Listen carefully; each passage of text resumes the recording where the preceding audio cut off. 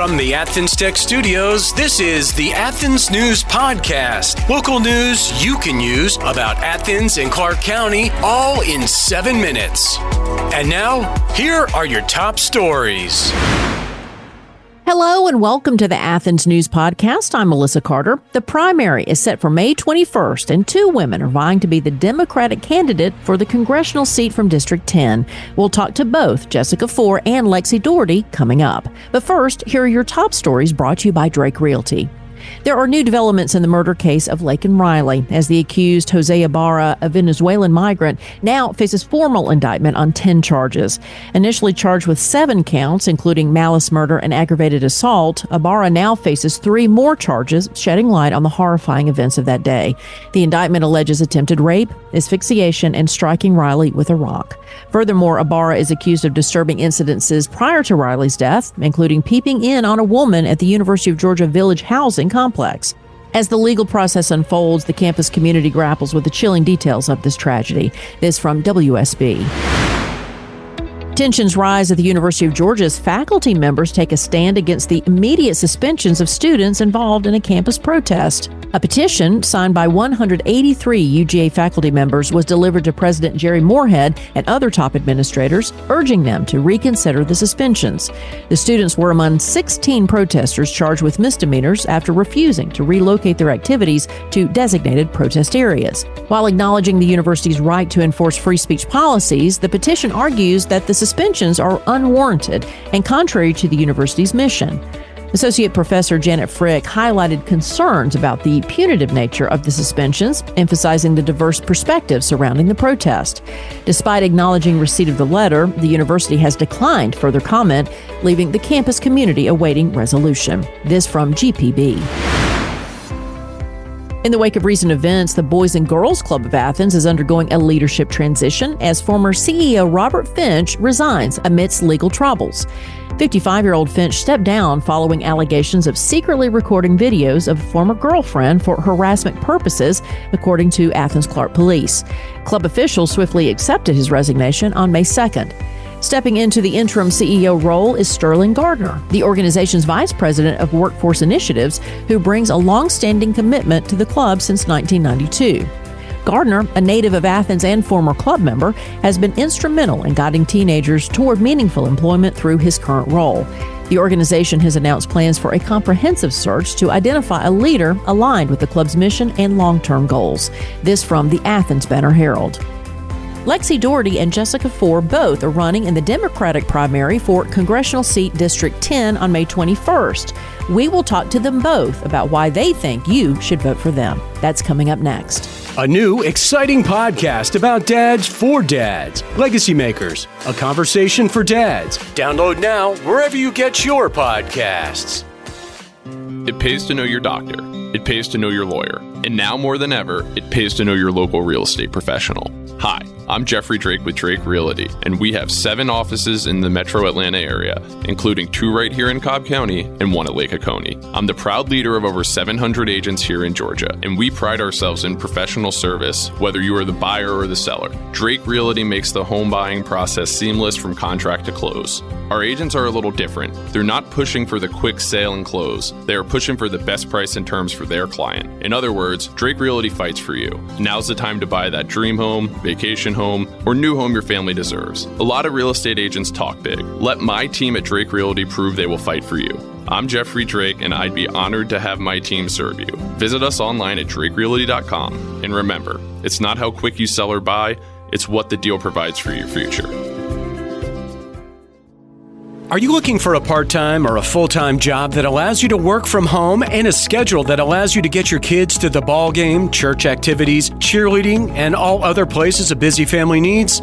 The Athens News Podcast is looking for a people person, a local account executive who can help our podcast grow. You'll call on local and regional businesses selling the podcast, adding to our list of great sponsors. Earn extra money and meet new people all over the county. Call BG Ad Group today at 770-874-3200 and ask for Darren.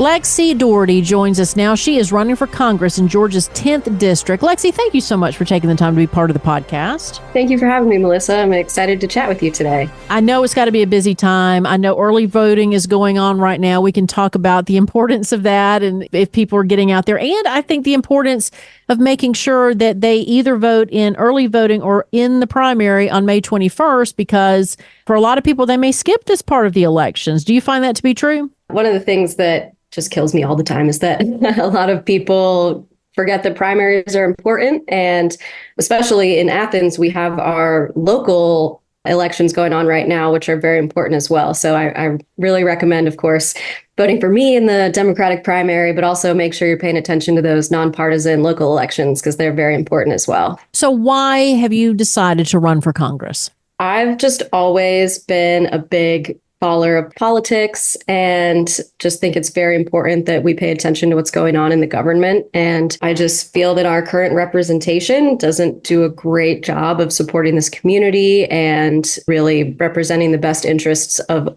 all of us.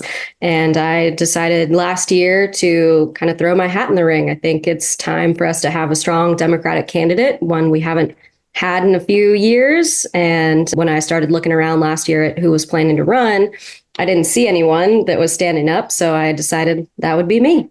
When you mentioned earlier about certain issues that are not being addressed by those who are currently in office, explain a little bit about what you're bringing to the table and what you want to talk about that many may not be. For me, it's all about those kind of kitchen table issues. When I talk to people, the thing that comes up over and over again is that working families are just getting absolutely crushed by the cost of living right now, from housing to food to healthcare and education. The cost of living is just skyrocketing. And over the last several decades, wages just have not kept up with the costs. And so families are, like I said, just really struggling to make ends meet and pay their bills every month. I just don't feel that our current representative is focused on the right issues. And when I get to Congress, my number one priority is going to be making sure that I'm focused on the issues that matter in people's everyday lives. I notice on your website, which is LexyDoherty.com, and it's Doherty. I want to give credit where credit's due. You talk about the environment too. And I know that that's been, some people it's a big concern and other people still ignoring it. So explain why you think it's so important.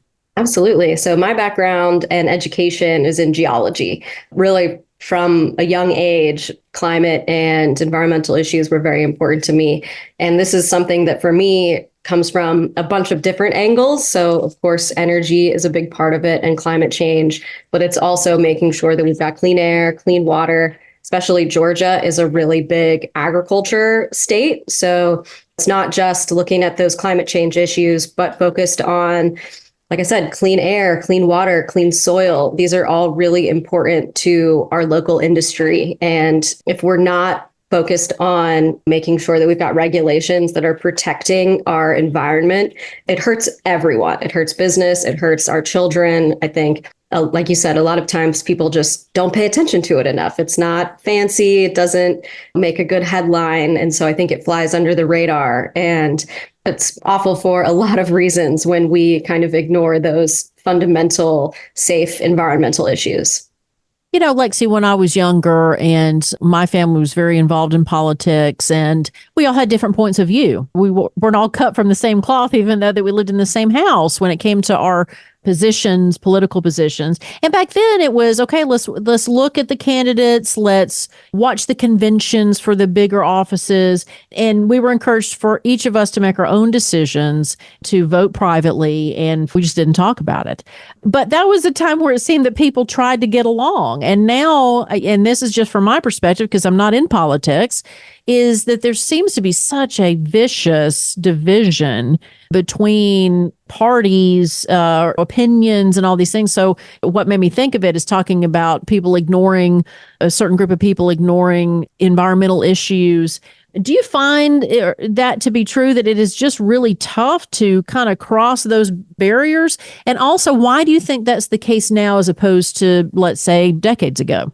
It's funny that you mentioned being from a divided family because mine is the exact same way. So I grew up, my dad is very conservative. My mom is very liberal. So I kind of had the exact same experience where they both was always a conversation about politics. And we disagreed plenty, but it was never nasty, like you said. Right.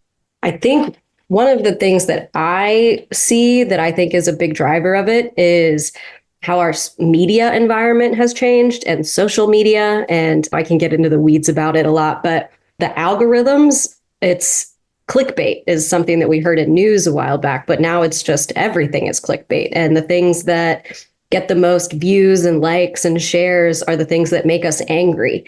And so I think it's just kind of perpetuated that negative partisanship and drives people apart. I do see it in my own life, but I will say I think it's worst on social media and in the media. And, when you start to talk to regular people, everybody kind of wants the same things. We see different paths to fixing whatever we think are the issues in our communities, but we really want our families to be safe. We want a fair pay for our work, and we're flip sides of the same coin. So when I talk to people, even though I'm a Democrat and I'm pretty liberal, I find that I can talk to people on different sides of the spectrum. And like I said, we all really want the same things. I actually have working on my campaign with me, a Republican and a libertarian.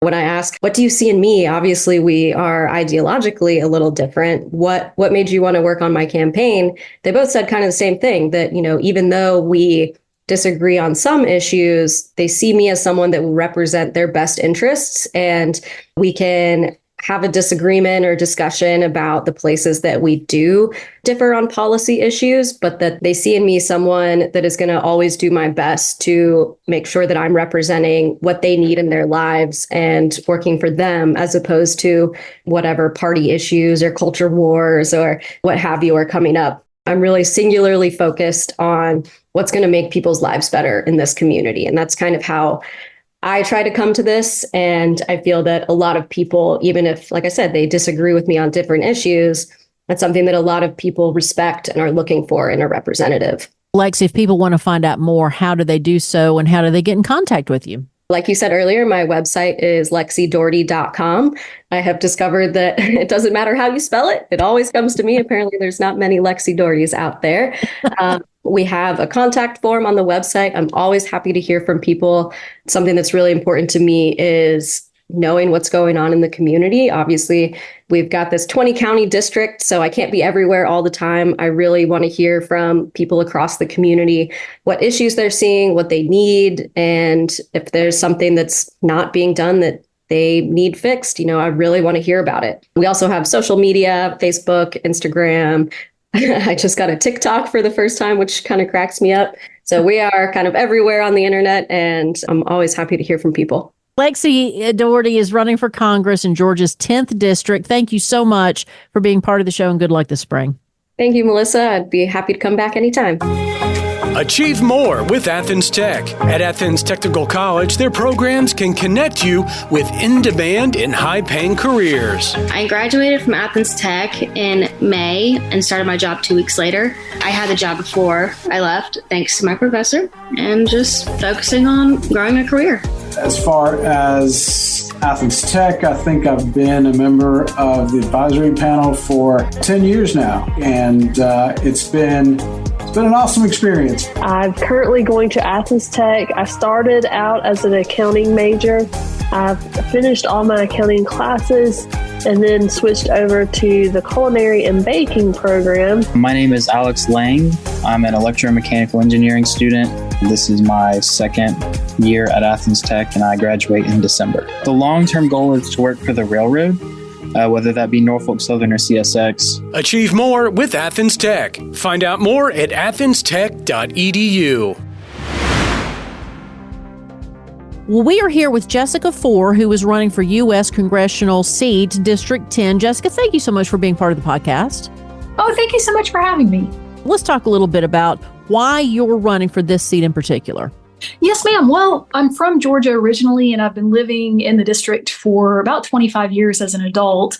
And during that time, I've been invested in the well-being of this district, not just around Athens, Clarke County, where I live now, but traveling around and doing youth service projects and church ministry events, often with the United Methodist Church, affordable housing construction. Sometimes I've done that with Habitat for Humanity, and sometimes I've done that with other organizations that do similar things. And so I really didn't plan on becoming a politician. I'm a survivor of domestic violence. And when I went through that experience, I learned everything that I could possibly learn about abusers and how they operate in groups and organizations. And I was fired from a church music job for not moving back in with my abuser. And so I ended up going and confronting a different church denomination, the Presbyterian Church in America, about systemic abuse in the organization at a national level. And I did that successfully over the course of about 4 years. And that was going on back around 2016, kind of around the same time as the Me Too movement and Donald Trump coming to power in the presidency. And I was looking at what was going on politically, and I saw a lot of parallels between how domestic abusers operate in churches and other groups and kind of some of the political manipulation that was taking place. I stepped up originally to run for the first time in 2022, and I did it specifically because I felt that I was uniquely positioned to persuade a lot of crossover voters and turn out a lot of voters that don't necessarily usually vote for Democrats. And the math in this district is going to require that from a Democratic nominee to have any chance at winning against Mike Collins coming up in the fall. So I felt morally compelled to step up, and I felt the same way this time around. There's so many follow-up questions I have. One is the importance of local elections because it's more personal election. It affects you, I would think, a lot more, if it's fair to say, than maybe federal elections that tend to get a lot more attention, right? And this is a U.S. congressional seat, but I'm just thinking from the perspective of getting to know your local candidates who are running for these offices, right? And also, as a woman, I am sensitive to the issues of, like you said, domestic violence and just abuse and manipulation of this seemingly, and I don't want to put all the men in the category, it's more of a masculine energy that's a negative masculine energy that seems to permeate not just politics, but entertainment, music. And it seems like everywhere we turn as women, and for those men who are allies, it's just what is going on? Why is this consistently happening without much repercussion?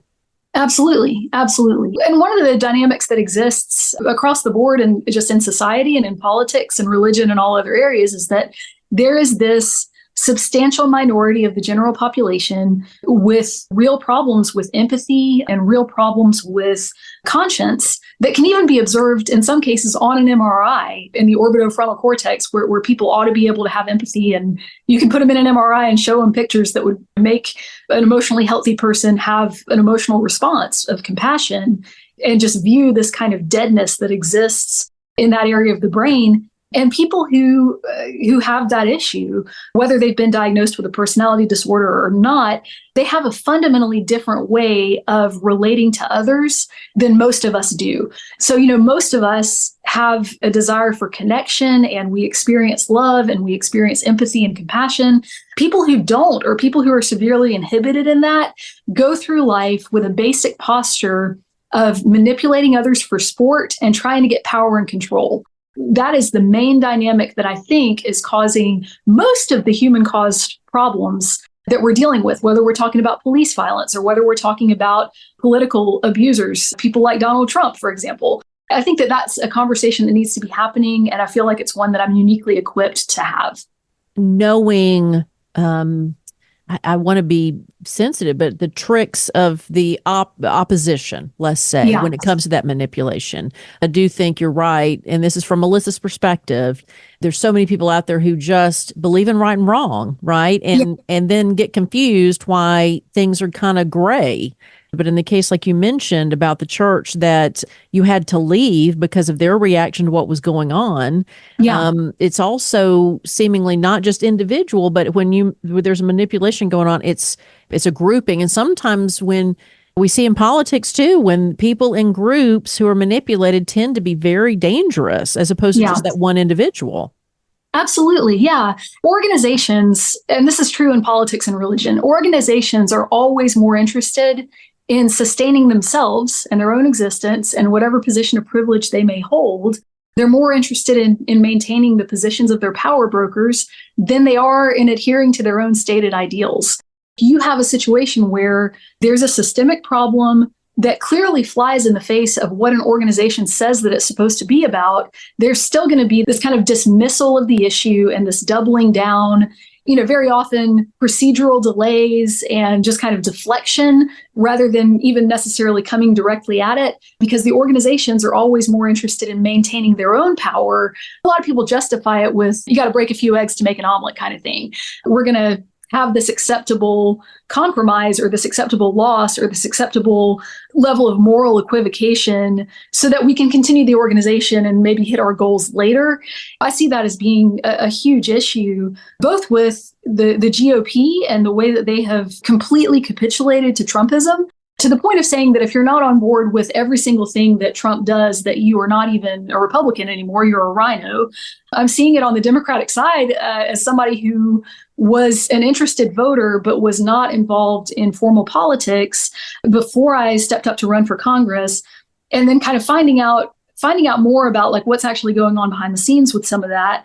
Because what I'm realizing is that there is kind of a dogma in a deliberate campaign strategy that says, hey, we're not going to try to move the needle in districts that are difficult. We're just going to kind of accept losses in those races and put our resources elsewhere. It's very interesting the way that plays out with even just stuff like who's considered a legitimate candidate and that sort of thing. I think there's a lot of people who want people to work together again instead of just being so far apart. Let's say that someone hears you that doesn't agree with what you said or feels like, hey, but what about the Democrats? Aren't they being manipulative as well? Sometimes there are similar dynamics in different areas. When I look at the Republican Party, what I see is an attitude that the problem is more valuable than the solution on legislative issues. So, for example, let's maintain chaos at the border so that we can have that as a political issue in order to blame Democrats. On the Democratic side, I'm seeing it happen more in terms of political strategy. It's this idea that you can't persuade crossover voters, so don't try. Just run a turnout game and wait for the demographics to change. And there's kind of less of an appetite for going out and trying to have a broader and more persuasive appeal to so many Americans that are somewhere in the middle, that are sort of moderates, and they're having trouble finding a real home on either side of the aisle. They're tired of extremist talking points being the thing that governs our political conversations. And so I'd say that the solution to both of those issues is we've got to elect people who are acting in good faith, and we've got to elect people who are more interested in what's good for the voters than what's good for the parties and for their own political standing within the parties. Jessica Fore, running for the U.S. Congressional seat, District 10. Jessica, thank you so much for being on the podcast, and good luck this spring. Thank you very much. I appreciate it. And if people would like to learn more, again, my name is Jessica Fore, and that's Fore. They can find me at jessicaforega.com. Learn how to succeed and win big in life, plus much, much more. Listen to the Red Hot Read podcast, wherever you get your podcasts. From the Athens Banner-Herald Facebook page, a lot of people had feedback on the Georgia softball game as the Bulldogs had to rally in the final inning of the longest game in SEC tournament history. Shelley Smith said 4 hours and 21 minutes. Yeah, it's a long game. Sheevan Waterer says, way to finish, girls. Go Dogs. And Scott Sales said, what an exhilarating game. The Dogs' comeback is a testament to the power of perseverance and strategy, just like in business. Go Dogs. UGA's undergraduate ceremony will take place tonight at 7:30 at Sanford Stadium. Olympic swimmer and UGA alum Allison Schmidt will deliver the undergraduate commencement address. The ceremony will be broadcast live on the UGA commencement website's homepage. Congrats to the class of 2024. This from the Red and Black. Also from the Red and Black in sports and women's tennis, number 7 Georgia swept Alabama State 4-0 in the first round of the NCAA tournament. And in baseball, Georgia swept number 13 Vanderbilt. And finally, Judge Lisa Lott is making history as its first ever female chief judge of the Western Judicial Circuit Superior Court. In a unanimous decision by the judges, Judge Lott steps into the role, succeeding Judge Eric Norris, who served since 2020. The chief judge position primarily oversees administrative tasks, including jury matters and participation in various committees. Elected as a Superior Court judge in 2019, Lott brings a wealth of legal expertise, having served as a public defender and a prosecutor. Covering Clark and Oconee counties, the Western Circuit's judiciary also includes Judges Lawton Stevens and Patrick Haggard. This from the Athens Banner-Herald. Thanks for listening to the Athens News Podcast. Make sure you subscribe wherever you get your podcasts. This podcast is a production of BG Ad Group. All rights reserved. This podcast aggregate content from other sources for informational purposes and is in no way trying to infringe on the copyrights or businesses of any other entities. All content posted up on the site is used under the Fair Use Copyright Law 107. All audio, media, and articles are copyrighted to the original owners. All audio in this podcast are embedded from YouTube.com and are owned by their respective copyright owners. No audio information are copyrighted or stored on our servers. The court ruled that linking or embedding copyrighted videos is not copyright infringement, even if the source video was uploaded without permission. However, we will gladly remove any audio clip upon valid request from respective copyright owners. Any owners also have the option to disable embedding his YouTube videos on other websites. News and press articles are owned by the respective copyright owners. Where possible, the appropriate accreditation or source of the article is given on the same page. The audio-video files on this site are for listening purposes only. Downloading of these files to one's computer is strictly prohibited. They are owned by the respective copyright owners. If it is in the organization's belief that the usage or specific content used on our site containing copyrighted knowledge conflicts with authorized use and or does not comply with fair use as described in the context, contact us through our contact page and we will remove the offending content immediately. Thanks for listening to the Athens News Podcast.